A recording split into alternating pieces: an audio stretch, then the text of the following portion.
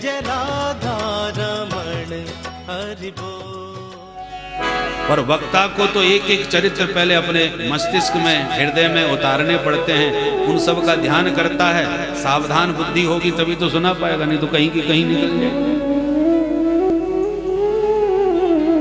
पहले वो अनुभव करता है, हृदय में उतार के फिर वो व्यक्त कर पाता है। इसलिए पहला कल्याण भगवत कथा से वक्ता का। दूसरे नंबर पर प्रक्षकम, जो भगवान के बारे में जिज्ञासु बन के पूछता है। जिज्ञासु बन के पूछो, परीक्षा के लिए मत पूछो। हम लोग यही करते हैं, जिज्ञासु नहीं बनते। हम प्राय वह प्रश्न करते हैं जो हमको आता हो, उसका जवाब हमको पता हो। बताओ महाराज, शूर्पणखा के पति का नाम क्या था? अब बता दिए तो ठीक, अरे कुछ नहीं जानते, एक प्रश्न का जवाब नहीं दे पाए। और तुमने कुछ और कह दिया, अरे साहब गलत, ये है ही नहीं, हम जानते। अरे जानते तो फिर क्यों पूछ रहे हो? तो हम लोग जिज्ञासु नहीं, दूसरों को नापने के लिए ज्यादा पूछते हैं। भगवान के विषय में सचमुच जिज्ञासा हो तो जिज्ञासु बन के जब पूछता है और वक्ता उसे समझाता है, तो पहले तो वक्ता को समझाते समय वो सारा विषय उसके हृदय में आता है। इसलिए वक्ता का भी कल्याण, फिर जिसने ये विषय छेड़ा है उस प्रश्नकर्ता का कल्याण। अब कोई प्रश्न कर रहा है, कोई उसका जवाब दे रहा है, इन दोनों के संवाद को जितने लोग बैठे हुए सुनते हैं उन सभी श्रोताओं का कल्याण हो जाता है। वक्तारम प्रक्षकम श्रोत्रीन, वक्तारम एक वचन, प्रक्षकम भी एक वचन, पर श्रोत्रीन बहुवचन, क्योंकि पूछने वाला भी एक ही होता है, बोलने वाला भी एक ही होता है, पर सुनने वाले तो अनेक हैं। किस प्रकार? तत्पाद सलिलम यथा, जैसे भगवान शालिग्राम का चरणामृत जो अभिषेक करे उसका कल्याण, जो उस चरणामृत का फिर वितरण करे उसका कल्याण, और जितने लोग उस चरणामृत का पान करें उन सबका कल्याण। तत्पाद सलिलम यथा, जैसे प्रभु का पाद सलिल माने चरणामृत सभी का कल्याण करता है, ऐसे भगवान का कथामृत सबका उद्धार करता है। इसलिए परीक्षित, अब ध्यान से कृष्ण कथा सो, तुम्हारे इन प्रश्नों ने हम सबको आह्लादित कर दिया। जब पृथ्वी पर चारों तरफ अत्याचार, दुराचार, भ्रष्टाचार, पापाचार का साम्राज्य छा गया था, पृथ्वी भारभूत हो गई, आतंकवादियों से पीड़ित हो गई, तो गुरु भूत्वा श्रुमुखी खिन्ना क्रंदंती करुणम विभो, गाय का रूप बना करके क्रंदन करती यह वसुंधरा देव वृंदों के साथ हरि की शरण में गई। सभी ने प्रार्थना करी प्रभु की, ब्रह्मा जी साथ में थे, तो भगवान ने ब्रह्मा जी के हृदय में आने की भूमिका कही। राष्ट्रपति जी आने वाले हैं, राष्ट्रपति जी आने वाले हैं, वृंदावन में आने वाले हैं, हल्ला मचे। अब राष्ट्रपति जी कब आएंगे, कहाँ आ चुके हैं, कितनी देर और लगेगी, तमाम भीड़ उनके स्वागत में खड़ी है। तो जो बहुत विशिष्ट लोग होते हैं ना, उनके पास मोबाइल से सूचना आ जाती है कि देखो अभी थोड़ी देर और लगेगी, अभी फलानी जगह पर हैं, इतना समय और लगेगा, तुम जनता को संभालो। तो समाचार मुख्य को मिल गया तो वो सबको समझा देता है, हाँ बस छठीकरा तक आ गए, बस आने ही वाले हैं, वो भले ही अभी कोसी में है। और जनता को संभालने के लिए उन्हें कहना पड़ता है, तो आश्वासन देना पड़ता है।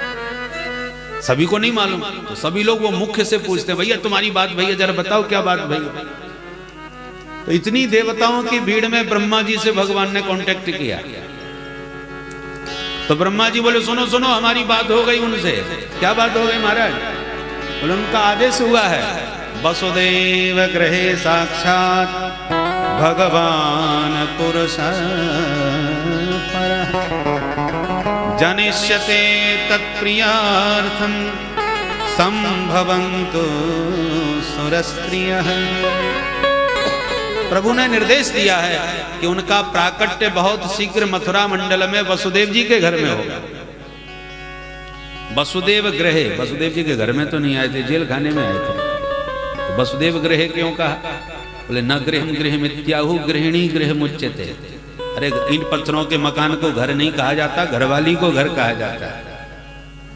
तो वसुदेव ग्रहे साक्षात, वसुदेव की गृहिणी देवकी के गर्भ से भगवान का शीघ्र प्राकट्य होगा।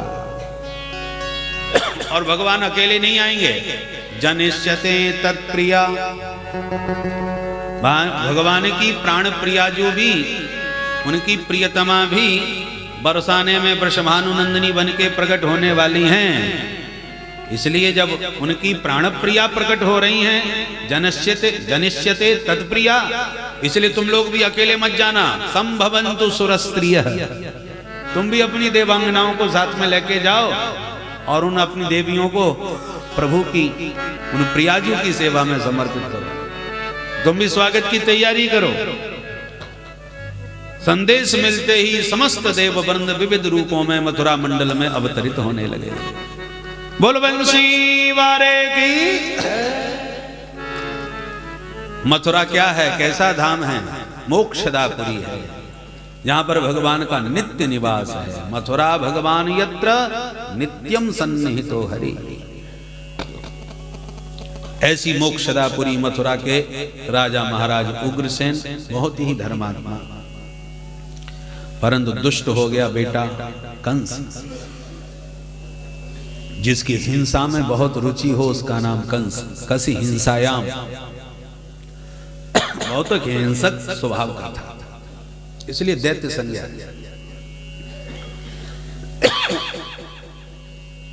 इसने अपने बाप को ही उठा के जेल में पटक दिया और जबरदस्ती मथुरा का राजा बन गया।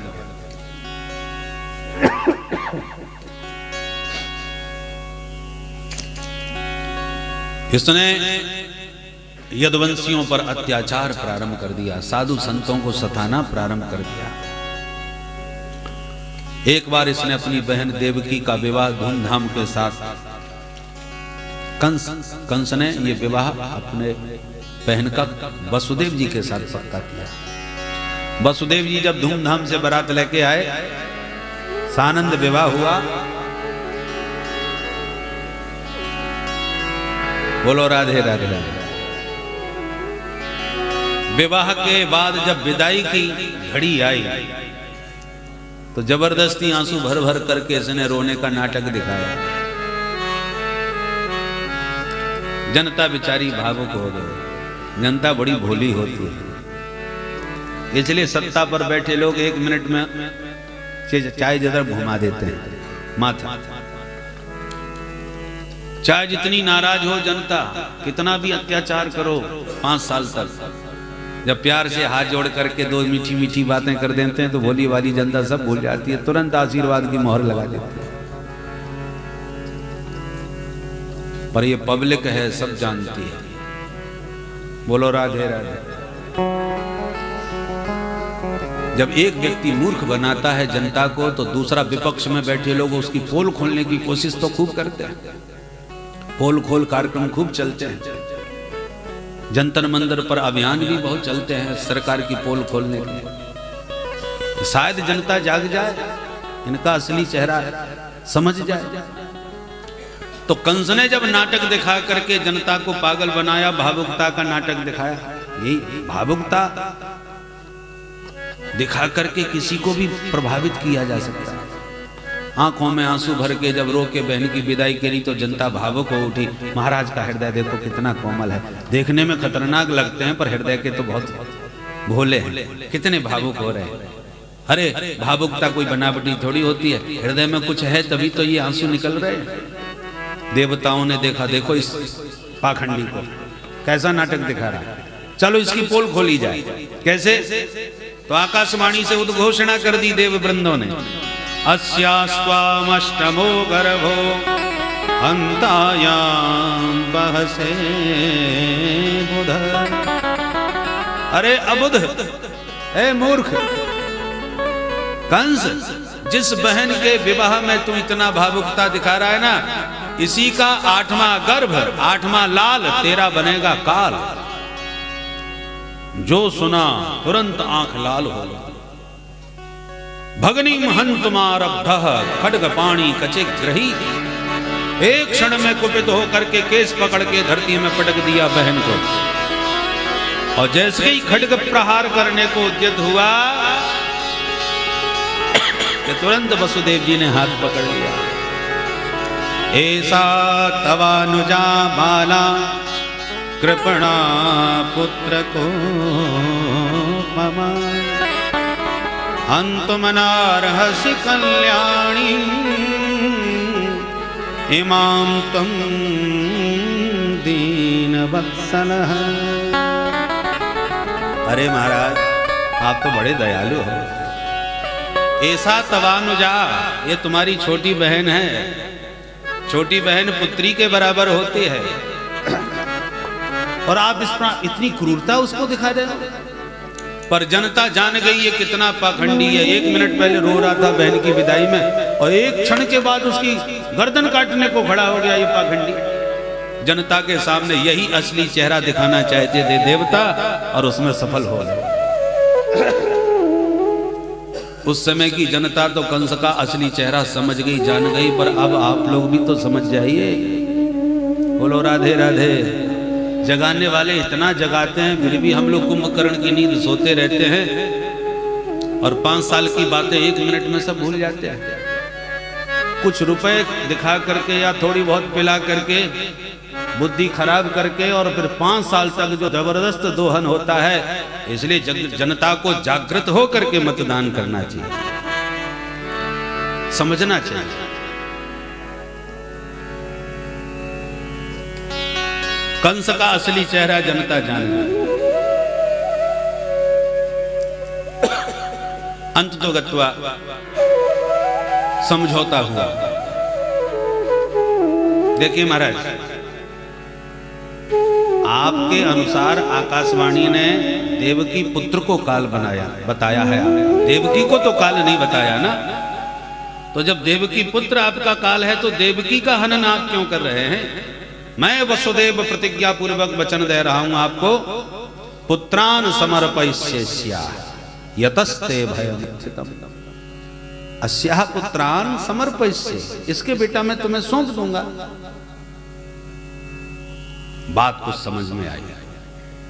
ठीक बात है। अच्छा वसुदेव, तुम कहते हो तो हम स्वीकार करते हैं, पर एक बात हमारी भी तुम्हें माननी पड़ेगी। क्या? बोले जब तक 8 संतान नहीं होती तुम दोनों को मेरे पास रहना पड़ेगा। बोले हाँ ठीक है महाराज, स्वीकार। पत्नी की रक्षा के लिए वसुदेव जी को ये शर्त माननी पड़ी। पति धर्म का पालन कर रहे हैं। पति कहलाने का वही अधिकारी है जो पत्नी की सब प्रकार से रक्षा करने में सक्षम हो। पारक्षणे पाति इति पति। दोनों को बंधक बना लिया गया। कालांतर में पहला बेटा हुआ, कीर्तिमंत नाम दिया। वसुदेव ने स्वयं अपने हाथों से कंस को भेंट किया।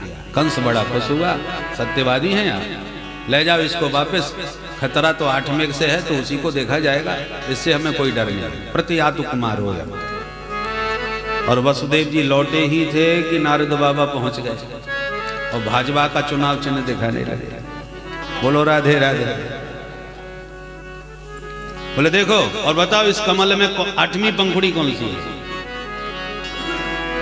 इधर से गिना, ये रही 8वीं। बोले इधर से नहीं, अब यहाँ से गिनो, अब यहाँ से गिनो।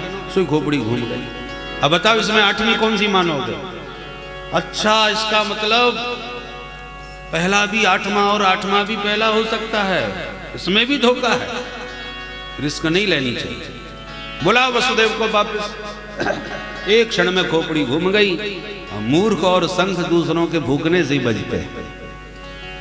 तुरंत वसुदेव जी का बालक पकड़ करके दे मारा धरती में। लगातार 6 पुत्रों की हत्या कंस के हाथों इसी प्रकार हुई। देवकी अष्टम गर्भ में भगवान ने शेष जी को भेजा। योग माया को बुला के निर्देश दिया कि तुम शेष जी को आकर्षित करके रोहिणी के गर्भ में पहुंचा दो। तुम यशोदा मैया की बेटी बन के पहुंचो, मैं देवकी का 8वां बेटा बनूंगा। मुझे जब आपको मारने का प्रयास करे कंस तो अष्टभुजी बन जाना, फिर देखो तुम्हारी पूजा दुर्गा मैया, शारदा मैया, अंबिका मैया, कात्यायनी मैया, चंडी मैया, भद्रकाली मैया, भगवान ने कितनी मैया बन जाओगे, घर घर में पूज जाओगे। योग माया प्रमुदित हुई और वही किया जो प्रभु ने निर्देश दिया। कंस ने समझा 7म गर्भ का पतन हो गया, अब 8म गर्भ में प्रभु पधारे। देवकी मां का मुख कमल चमकने लगा, दमकने लगा। कंस की धड़कन बढ़ने लगी, मेरा काल आ गया। मैंने देवकी को पहले ऐसे कभी नहीं देखा जो आजकल देख रहा हूं। लगता है मेरा काल हरि देवकी के गर्भ गुहा में प्रविष्ट हो चुका।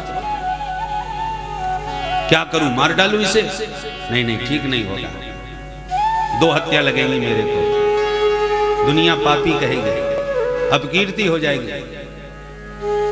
लौट के वापस चला जाता। देवकी मां का मुख कमल दमक तो रहा है, चमक रहा है, पर 4 दीवारी में उसी प्रकार कैद है। किस प्रकार?